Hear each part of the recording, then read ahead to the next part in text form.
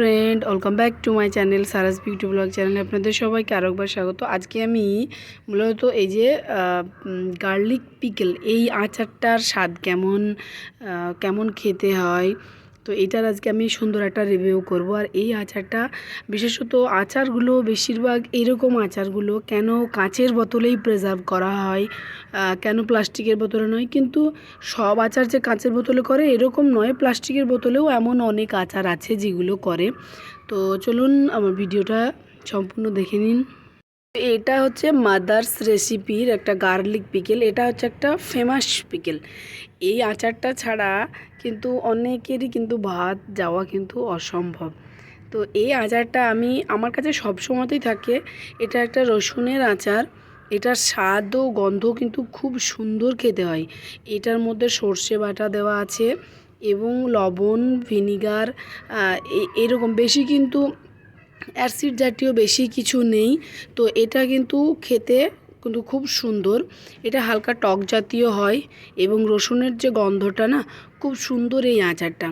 তো আপনারা যারা এই আচারটা কিনে এনেছেন কিংবা কিনতে চান, হয়তো বা জানেন না যে এটা কীরকম খেতে হবে, তো বলে দিচ্ছি এটা কিন্তু খুব সুন্দর খেতে কিন্তু খুব ভালো হয়। টেস্ট কিন্তু হালকা টকের মধ্যে আবার একটু নুনটাও থাকে।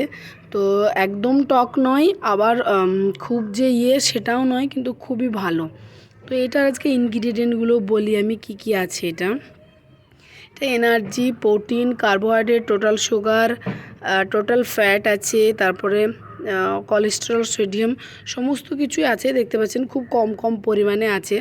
তো কাঁচের বোতলে আচার সংরক্ষণ করার অনেকগুলো কারণ থাকে। কাঁচের বোতল আপনার হচ্ছে কি তাপ কুপরিবাহী, ভিতরকার বাইরের তাপ ভিতরে আসতে দেয় না, এবং এই জন্য কাঁচের বোতলে আচারগুলো সংরক্ষণ করলে কি হয়, এগুলো জীবাণু বা ব্যাকটেরিয়া সংক্রমণ ছড়ানোর ভাবটা খুবই কম থাকে।